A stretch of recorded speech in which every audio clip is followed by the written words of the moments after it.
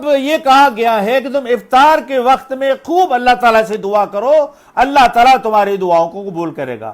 Result کے وقت میں ہم مسلمانوں کو دیکھتے ہیں کہ وہ کھانے کے اوپر زیادہ توجہ دیتے ہیں، پینے کے اوپر توجہ دیتے ہیں۔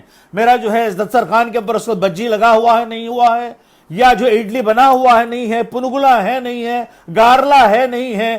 اب ہمارے نظریں پورے کھانے پینے کی چیزوں کے اوپر بھی دوڑتے رہتا ہے۔ ہونا تو یہ چاہیے کہ میں مشغول ہو جاؤں اللہ تعالیٰ کے دربار میں کہ دعا کرتے کہ خدایا خدایا خدایا، دعا کرتے رہو اور سائرن بج جائیں اور مؤذن جو ہے اشارہ کرے کہ افطار کا وقت ہو گیا، یہ بھی مجھے پتہ نہ چلے۔ بازو والے جو ہے کہے کہ بھائی اذان دے رہے ہیں، بازو والے کہیں کہ وقت ہو گیا ہے، ارے میں چوک جاؤں اور اس کے بعد جو ہے میں افطار کروں۔ یہ کیفیت آج روزے داروں کو ہونا چاہیے، لیکن یہ کیفیت آج امت مسلمہ کے اندر نہیں رہا کہ مجھے جو ہے کیا کھانی ہے کیا پینی ہے، اس طرح کچھ ہم جو مشغولیت کے اندر آ جاتے ہیں، یہ صحیح نہیں ہے۔ اعوذ باللہ من الشیطان الرجیم، بسم اللہ الرحمن الرحیم۔ یا ایہا الذین آمنوا کتب علیکم الصیام کما کتب علی الذین من قبلکم لعلکم تتقون۔ صدق اللہ العظیم۔ محترم بزرگوں، عزیز نوجوان ساتھیوں، میرے ماں اور بہنوں، بیٹیوں اور بچوں، السلام علیکم ورحمۃ اللہ وبرکاتہ۔ اللہ تعالیٰ کا بے حد شکر احسان ہے، اس نے مجھے اور آپ کو ایمان کی دولت سے نوازا، اور اسی نے مجھے اور آپ کو پیارے نبی، آخری نبی حضرت محمد مصطفیٰ صلی اللہ علیہ وسلم کی امت پہ پیدا کیا۔ پھر اللہ تعالیٰ نے مجھے اور آپ کو زندگی میں روزہ رکھنے کے ایک موقع پھر اللہ تعالیٰ نے مجھے اور آپ کو دیا ہے۔ ہم دیکھتے ہیں کتنے ہی لوگ جو ہمارے درمیان میں گزشتہ رمضان میں روزہ رکھتے تھے اور سحری میں، افطار میں اور تراویح کے اندر ملاقاتیں ان سے ہوتی تھی اور ہم لوگ گفتگو کرتے تھے، لیکن آج وہ میرے اور آپ کے درمیان میں موجود نہیں ہے۔ نہ ان کے لیے روزہ کا موقع ہے، نہ توبہ و استغفار کرنے کا موقع ہے، نہ انہیں جو ہے عبادت کرنے کا موقع ہے۔ لیکن اللہ تعالیٰ نے مجھے اور آپ کو زندگی دی ہے، تکلیف ہونے کے باوجود بھی اللہ تعالیٰ نے اتنی آسانیاں دی ہے کہ ہم خوشحالی کے ساتھ روزہ رکھتے ہیں۔ ہمیں کھانا پینا بھی الحمدللہ کچھ کمی ہی صحیح پھر بھی میسر ہے کہ ہم روزہ خوشحالی کے ساتھ رکھ رہے ہیں۔ تو ان حالات میں ہم مسلمانوں کو خاص طور سے اللہ کا شکر ادا کرنا چاہیے، اور دوسرے جو بندگان خدا ہے ان کے لیے بھی ہم چاہیے۔ اس وقت جو پریشان حالی جو امت کے اندر، پورے دنیا کے اندر موجود ہے کرونا وائرس کے نام سے، اس کے اندر اضافہ ہوتا ہی جا رہا ہے۔ پھر ہم ریاست آندھرا پردیش کے اندر دیکھتے ہیں تو خاص طور سے کرشنا ڈسٹرکٹ جہاں ہم رہتے ہیں، وجے واڑہ جہاں ہم رہتے ہیں، یہاں تیزی کے ساتھ اس میں اضافہ ہوتے جا رہا ہے۔ تو ان حالات میں مجھے اور آپ کو خوف کرنا چاہیے، ڈرنا چاہیے، پھر اللہ کی طرف رجوع ہو کر ہمیں رو رو کر، گڑ گڑا کر ہم کو دعائیں کرنی چاہیے، اس لیے کہ اللہ تعالیٰ مومنین کی دعا قبول کرتا ہے، اور اللہ تعالیٰ مومنین سے محبت کرتا ہے، اور مومن سے یہی کہا گیا ہے کہ تم اللہ تعالیٰ سے دعا کرو۔ تو آج میں آپ کے سامنے روزے کے مسائل، کچھ چیزیں جو چیدہ باتیں جو روزے کے لیے ضروری ہے، وہ باتیں انشاءاللہ آپ کے سامنے میں پیش کروں گا۔ انشاءاللہ آئندہ کچھ عنوانات کے تحت آپ کے سامنے باتوں کو رکھنے کی انشاءاللہ کوشش کی جائے گی۔ تو اللہ تعالیٰ نے قرآن کے ذریعے سے تو بتا دیا ہے، لیکن اے ایمان والو تم پر روزے فرض کیے گئے ہیں جس طرح تم سے پہلے انبیاء کے پیرووں پر فرض کیا گیا ہے، اس سے توقع ہے کہ تمہارے اندر تقویٰ کی صفت پیدا ہوگی۔ میں نے گزشتہ بھی آپ کے سامنے تقویٰ کے سلسلے میں کچھ باتیں کہی تھی، اب کچھ احادیث کے اوپر جو میرے اور آپ کے حبیب حضرت محمد مصطفیٰ صلی اللہ علیہ وسلم کی تعلیمات ہے، اس پر بھی غور کرنا ایک مسلمان کے لیے لازم ہے۔ ایک بات میں بتاتے ہوئے میں آگے بڑھوں، ایک مسلمان یہ کہے کہ میں قرآن ہی کو دیکھوں گا، قرآن ہی کو پڑھوں گا، قرآن پر ہی ایمان لاؤں گا، میں دوسری چیزوں کو نہیں دیکھوں گا، تو وہ جو ہے مکمل وہ مسلمان نہیں ہوتا۔ اور کچھ لوگ ایسا کہے کہ میں صرف جو ہے حضور صلی اللہ علیہ وسلم کی سیرت کو ہی دیکھوں گا، احادیث پر ہی عمل کروں گا، میں قرآن کو نہیں دیکھوں گا، تب بھی جو ہے وہ مسلمان باقی نہیں رہتا۔ اسی لیے اسلام نے جو تعلیم دی ہے وہ یہ ہے کہ اللہ کے کلام کو اور اللہ کے رسول صلی اللہ علیہ وسلم کی تعلیمات کو، ان دونوں کو مضبوطی سے تھامنے کا حکم دیا گیا ہے۔ قرآن کو اگر سمجھنا ہے تو اللہ کے رسول صلی اللہ علیہ وسلم کی تعلیمات کو دیکھنی ہوگی، ورنہ ہمیں جو ہے قرآن کے بہت سے باتیں ہیں جو ہم کو سمجھ میں نہیں آئے گی۔ تو آج انشاءاللہ نبی کریم صلی اللہ علیہ وسلم کی کچھ احادیث ہے، اس کو ہم بیس بنا کر کچھ باتیں، کچھ اظہار خیال انشاءاللہ کریں گے۔ سب سے پہلی چیز یہ ہے کہ ایک طویل حدیث ہے، ہمیں حدیث کے کتابوں کے اندر موجود ہے، جو حضرت سلمان فارسی رضی اللہ تعالیٰ عنہ سے جو حدیث آپ نے بیان کیا ہے، وہ بڑی طویل حدیث ہے، پورا جو اس کے اندر رمضان کے روزے کے سارے چیزوں جو ہے اس کے اندر بیان کی گئی ہے۔ میں ان میں سے کچھ ہی چیزوں کو لے کر آپ کے سامنے بیان کروں گا۔ اس میں کہا گیا اس حدیث کے اندر کہ آپسی ہمدردی اور غمخواری کا مہینہ ہے۔ یہ جو رمضان کا مہینہ ہے، یہ ہمدردی کرنے کا اور غمخواری کرنے کا جو ہے مہینہ ہے، یہ کہا گیا ہے۔ اب اس میں ایک دوسرے سے ہمدردی کرنا اور ایک دوسرے سے غمخواری بھی کرنا، تو یہ سلسلے میں مجھے اور آپ کو غور کرنا یہ ہے کہ کیا واقعی ہم لوگ کہ محتاجوں اور نادار لوگوں کی مدد کرتے ہیں؟ رمضان سے پہلے ہم یہی سوچتے ہیں کہ ہمارے گھر کے اندر ریشن بھر جائے، رمضان کے اندر جو ہے ہمارا ایک مینو بن جائے، اور رمضان میں سحری بھی ٹھیک سے کریں، ٹھیک سے ہم افطار بھی کریں، کھانے بھی اچھا کھائیں۔ ہم یہی سوچتے ہوئے رمضان کو ہم گزارنے کی کوشش کرتے ہیں، لیکن دوسروں کے ساتھ ہمدردی کریں گے، پڑوس کے کیسے ہیں، رشتہ داروں میں فلانے صاحب کیسے ہیں، ان کا معاملہ روزے کا کیا ہوگا، یہ ساری چیزیں ہم جو ہے سوچتے نہیں ہیں۔ لیکن حدیث کے اندر کہا گیا ہے کہ تم کو کہ لوگوں کے ساتھ غمخواری کرنی ہوگی، لوگوں کی مدد کرنی ہوگی، لوگوں کو دیکھنا ہوگا کہ ان کا کیا حال ہے، وہ کس حالت کے اندر ہے۔ یہ رمضان کا روزہ مجھے اور آپ کو یہ تعلیم دیتا ہے۔ پھر آگے حدیث کے اندر کہا گیا ہے جو شخص رمضان کے روزے ایمان اور احتساب کے ساتھ رکھیں، اس کے سب پچھلے گناہ معاف کر دیے جائیں گے۔ یہ بخاری اور مسلم کی حدیث ہے۔ قرآن کے بعد سب سے بڑی جو حیثیت احادیث کا تو بخاری اور مسلم ہے۔ اس میں کہا گیا ہے کہ جو شخص رمضان کے روزے ایمان کے ساتھ اور احتساب کے ساتھ رکھے، تو یا ایمان تو ہمارے اندر موجود ہے، ہم خدا کو مانتے ہیں، خدا کے حکم کو مانتے ہیں، اللہ نے کہا کہ روزہ رکھو، ہم روزہ تو رکھتے ہیں، لیکن یہاں جو دوسرا الفاظ یہ کہا گیا ہے کہ احتساب، حساب کرو، کاؤنٹنگ کرو، جانچ کرو، ان چیزوں پر ہم غور کرتے ہیں تو اس چیز میں ہم فیلیور محسوس ہوتا ہے کہ ہم احتساب نہیں کرتے ہیں۔ میں روزے کی حالت میں ہوں، اس وقت مجھے کیا کرنی ہے، میں روزے کی حالت میں ہوں، میرے نمازیں کیسی ہونی چاہیے، میں روزے کی حالت میں ہوں، میری زبان کتنا پاک ہونی چاہیے، میں روزے کی حالت میں ہوں، میرے اندر جو ہے یہ چیزیں پیدا ہونی چاہیے۔ یہ احتساب جسے کہتے ہیں کہ احتساب کے معنی یہ ہے کہ جانچ کرنا، آدمی کو محاسبہ کرنا، یہ ضروری ہے۔ تو یہ کہا گیا ہے کہ رمضان کے روزے ایمان اور احتساب کے ساتھ جو لوگ روزہ رکھیں گے، اللہ تعالیٰ ان کو پچھلے سارے گناہ اللہ تعالیٰ معاف کر دے گا۔ تو کتنی بڑی نعمت ہے جو اللہ تعالیٰ جو ہے مجھے اور آپ کو دے رہا ہے کہ ہم جو انجانے میں جتنے بھی گناہ گزشتہ سال کر جاتے ہیں 11 مہینے کے اندر، اللہ تعالیٰ ایمان کے ساتھ اور احتساب کے ساتھ اگر روزہ رکھیں گے تو اللہ کے رسول صلی اللہ علیہ وسلم نے فرمایا کہ اس کے سارے پچھلے گناہوں کو معاف کر دیا جائے گا۔ پھر روزہ ہمیں ضبط نفس کی تربیت دیتا ہے۔ جو نفس ہمیشہ بے قابو رہتا ہے، اور یہاں کہا گیا کہ روزہ اس نفس کو قابو کرنے کا جذبہ پیدا کرتا ہے، یعنی نفس جو بالکل آزاد رہتا ہے، روزہ رہنے کی وجہ سے یہ ہمارے کنٹرول میں آ جاتا ہے۔ یہ کام کرنی ہے تو کہتا ہے کہ ہم کہتے ہیں کہ نہیں، اس کو کرنا نہیں ہے۔ بیوی سے دور رہنا ہے تو ہم کہتے ہیں کہ بیوی سے دور رہنا ہی ہے تمہیں۔ جھوٹ بولنا نہیں ہے تو کہا جاتا ہے تمہیں جھوٹ بولنا نہیں ہے۔ پیاس لگ رہی ہے، پانی پینے کو جی چاہتا ہے، ہم نفس کو کنٹرول کرتے ہیں کہ نہیں، خبردار تمہیں پانی نہیں پینی ہوگی، خبردار تمہیں کھانا کھانا نہیں ہوگا۔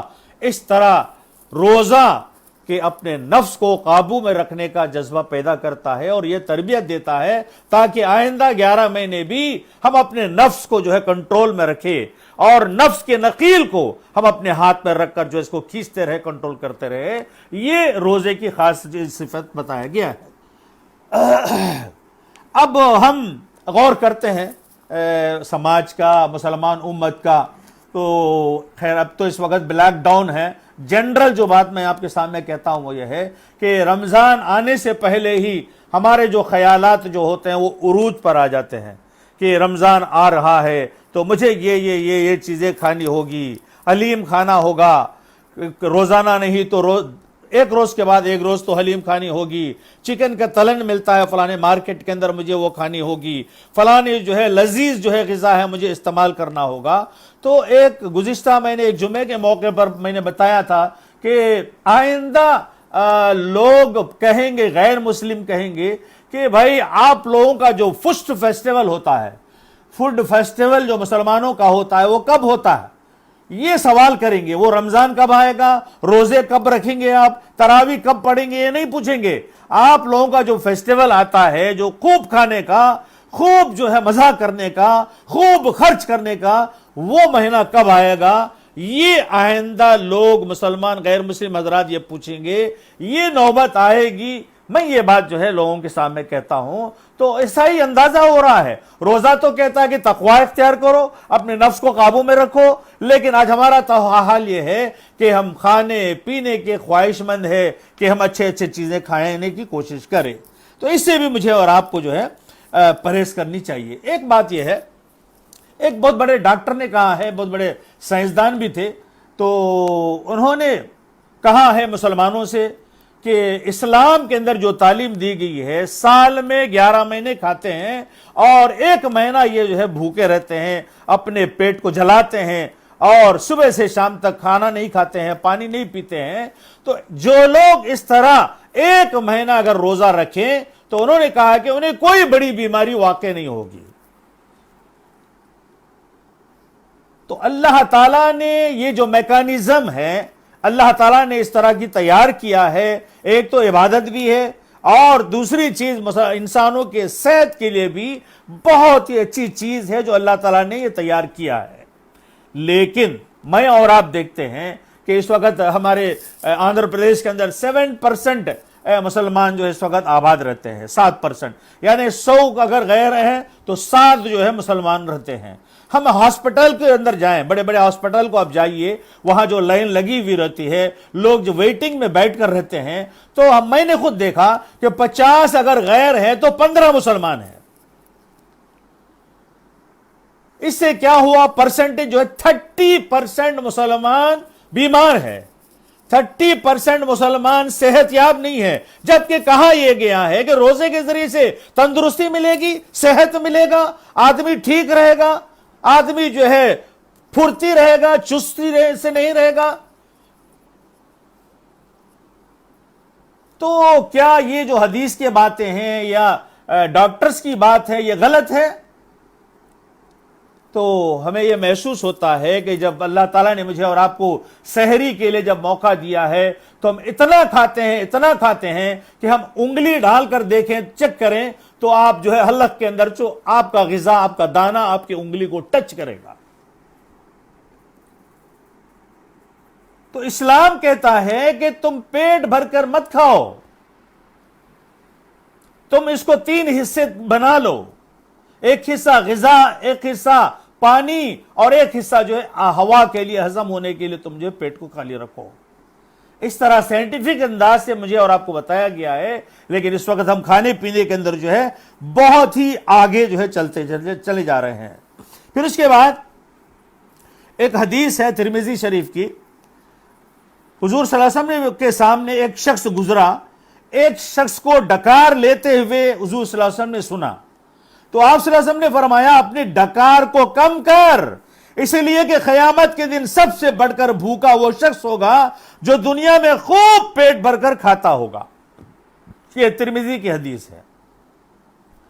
تو اسلام نے اس طرح کھانے پینے کا بھی ایک جو ہے کنٹرول کیا ہے کہ آپ کو اتنا کھانا چاہیے، لیکن رمضان میں جب ہم روزہ رکھتے ہیں تو ہم کھانے پینے کے اوپر ہم لوگ جو ہے کنٹرول نہیں کرتے ہیں، بے حساب ہم لوگ کھانے کی کوشش کرتے ہیں، یہ صحیح بات نہیں ہے۔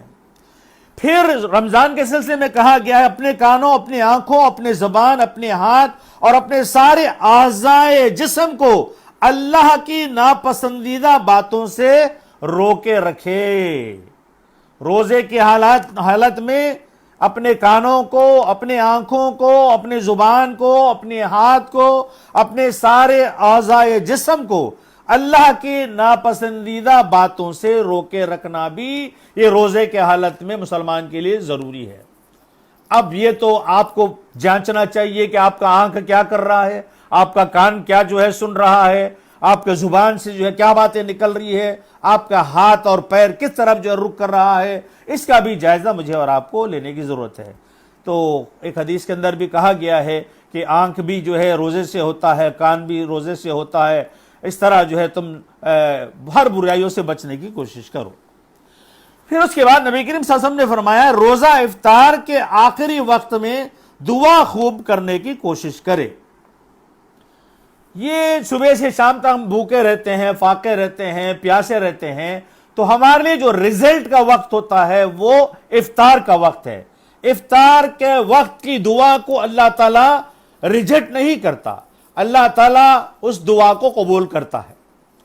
اب یہ کہا گیا ہے کہ تم افطار کے وقت میں خوب اللہ تعالیٰ سے دعا کرو، اللہ تعالیٰ تمہاری دعاؤں کو قبول کرے گا۔ رزلٹ کے وقت میں ہم مسلمانوں کو دیکھتے ہیں کہ وہ کھانے کے اوپر زیادہ توجہ دیتے ہیں، پینے کے اوپر توجہ دیتے ہیں، میرا جو ہے دسترخوان کے اوپر اس کو بجی لگا ہوا ہے نہیں ہوا ہے، یا جو اڈلی بنا ہوا ہے نہیں ہے، پنگلا ہے نہیں ہے، گارلا ہے نہیں ہے۔ اب ہمارے نظریں پورے کھانے پینے کی چیزوں کے اوپر بھی دوڑتے رہتا ہے۔ ہونا تو یہ چاہیے کہ میں مشغول ہو جاؤں اللہ تعالیٰ کے دربار میں کہ دعا کرتے خدایا خدایا خدایا، دعا کرتے رہو اور سائرن بج جائیں اور مؤذن جو ہے اشارہ کرے کہ افطار کا وقت ہو گیا، یہ بھی مجھے پتہ نہ چلے۔ بازو والے جو ہے کہے کہ بھائی اذان دے رہے ہیں، بازو والے کہیں کہ وقت ہو گیا ہے، ارے میں چوک جاؤں اور اس کے بعد جو ہے میں افطار کروں۔ یہ کیفیت آج روزے داروں کو ہونا چاہیے، لیکن یہ کیفیت آج امت مسلمہ کے اندر نہیں رہا کہ مجھے جو ہے کیا کھانی ہے، کیا پینی ہے، اس طرح کچھ ہم جو مشغولیت کے اندر آ جاتے ہیں، یہ صحیح نہیں ہے۔ پھر آگے ہم پڑھتے ہیں، سحری سے کچھ پہلے جاگ جائیں۔ یہ تو ایک مشورہ ہے خواتین کے لیے اور مردوں کے لیے بھی، سحری سے کچھ پہلے جاگ جائیں تاکہ تہجد کا نماز کا اہتمام ہو۔ ہم معمول دنوں میں تو تہجد پڑھتے ہی نہیں ہیں، تہجد سے ہم لوگ کوسوں دور رہتے ہیں ہم لوگ۔ تو ایک موقع ہے جو اللہ تعالیٰ نے دیا ہے مجھے اور آپ کو سحری میں اٹھنے کا۔ سحری میں اٹھنے سے ایک گھنٹہ پہلے یا ایک آدھا گھنٹے پہلے ہم اٹھ جائیں اور گھر کے پورے حضرات یا خواتین یا مرد حضرات جو ہے تہجد کی نماز پڑھ لے، تو سال میں کم سے کم ایک مرتبہ، مہینے میں ایک پورا مہینہ ہم کو تہجد کی نماز پڑھنے کا بھی موقع ملے گا۔ میں محترم خواتین جو سن رہے ہیں ان سے گزارش کروں گا کہ وہ ایک گھنٹہ پہلے اٹھ جائیں اور تہجد کی نماز کا اہتمام یہ پورے مہینے کے اندر جو ہے کرنے کی کوشش کرے۔ اس سے اللہ تعالیٰ کی قرب حاصل ہوگی، اللہ تعالیٰ سے جو ہم قریب ہو جائیں گے۔ پھر اس کے بعد اس مہینے میں نفل کا اجر بھی فرض کے برابر دینے کا اللہ تعالیٰ نے وعدہ کیا ہے۔ ایک نفل فرض کے برابر ہوگا، ایک فرض 70 فرض کے برابر ہوگا، اور اللہ تعالیٰ نے فرمایا کہ یہ روزہ تو بندہ میرے لیے رکھتا ہے، اس کا جو ثواب ہے بے حساب میں دوں گا، اس کا کوئی کاؤنٹنگ نہیں، حساب نہیں ہے۔ اتنا نیکی دینے کا اللہ تعالیٰ جو ہے وعدہ کرتا ہے۔ رمضان کا ایک روزہ بغیر عذر کے کوئی آدمی چھوڑ دیا ہے، عذر نہیں ہے، بیمار نہیں ہے، صحت مند ہے، روزہ کیا رکھتے لے، اس طرح روزہ کسی نے چھوڑ دیا ہے، تو نبی کریم صلی اللہ علیہ وسلم نے فرمایا وہ پوری زندگی بھر نفل روزہ رکھتے رہے پوری زندگی بھر، تو ایک فرض نماز کی تلافی وہ نہیں کر سکتا۔ اس چھوڑے ہوئے ایک فرض نماز کے برابر یہ زندگی بھر کے نفل نماز بھی جو ہے وہ پورا نہیں کر سکتے ہیں۔ اتنی بڑی اہمیت ہے رمضان کے روزوں کا، لیکن ہم دیکھتے ہیں کہ روزے کی بڑی اہمیت اسلام میں دی ہے، تو لیکن روزے سے ہم جو ہے تساہل برتتے ہیں، روزہ ہم چھوڑنے کی کوشش کرتے ہیں، روزہ نہیں رکھتے ہیں، کوئی ہیلے بہانے کرتے ہیں، مجھے گیس ٹربل ہے، مجھے فلانے ٹربل ہے، میں روزہ نہیں رکھ سکتا، اس طرح ہیلے بہانے کر کے روزے کو چھوڑنے کی کوشش کرتے ہیں۔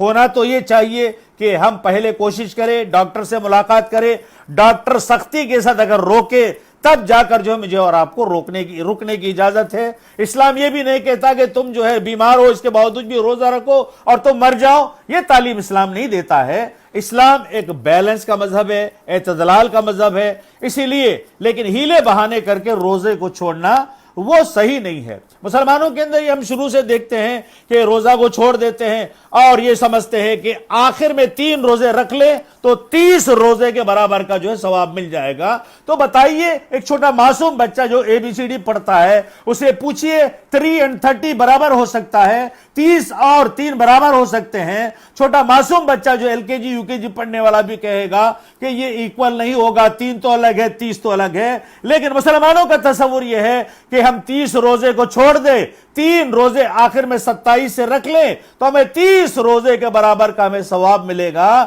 تو اس سے بڑی بیوقوفی اور کیا ہو سکتی ہے بتائیے۔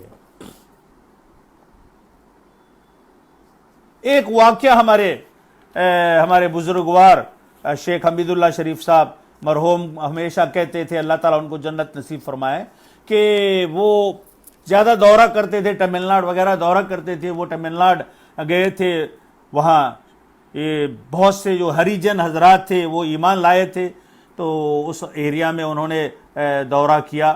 تو انہوں نے ایک واقعہ سنایا کہ ایک سکول کے اندر ایک مسلمان ماسٹر تھے، سکول میں پڑھاتے تھے وہ 5ویں کلاس تک کے بچوں کے لیے۔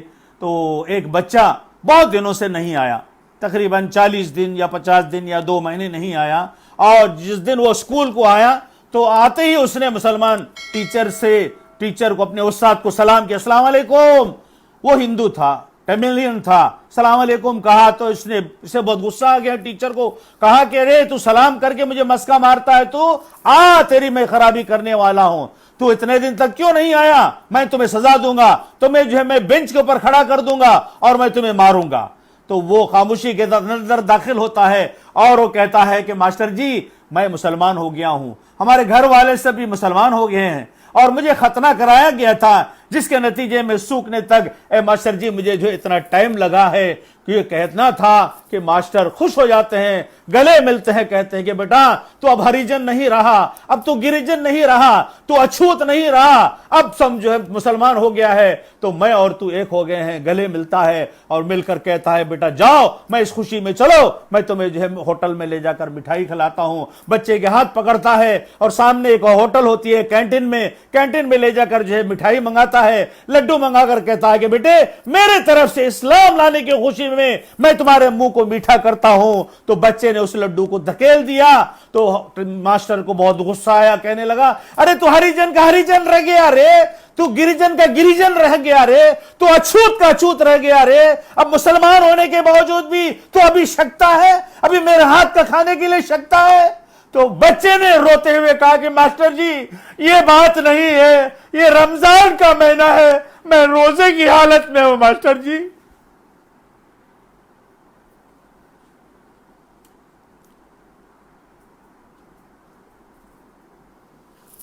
ماسٹر نے کہا یہ مہینہ رمضان کا ہے، یہ مجھے معلوم بھی نہیں، میں مسلمان ہوں، یہ رمضان ہے مجھے معلوم نہیں ہے، یہ رمضان ہے مجھے روزہ رکھنا ہے معلوم نہیں ہے، تو کل ایمان لایا، آج جو ہے تو رمضان کے روزے رکھا۔ تو یہ ان حالات سے امت مسلمہ مسلمان جو ہے زندگی گزار رہے ہیں۔ رمضان کی قدر نہیں، روزے کی قدر نہیں، پیدائشی مسلمان، ماں باپ مسلمان، دادا پردادا مسلمان، ماحول مسلمانوں کا، مسجدیں موجود ہے، اس کے باوجود بھی ہم روزے کی قدر کرنے، ہم روزے رکھنے کی ہم کوشش نہیں کرتے ہیں۔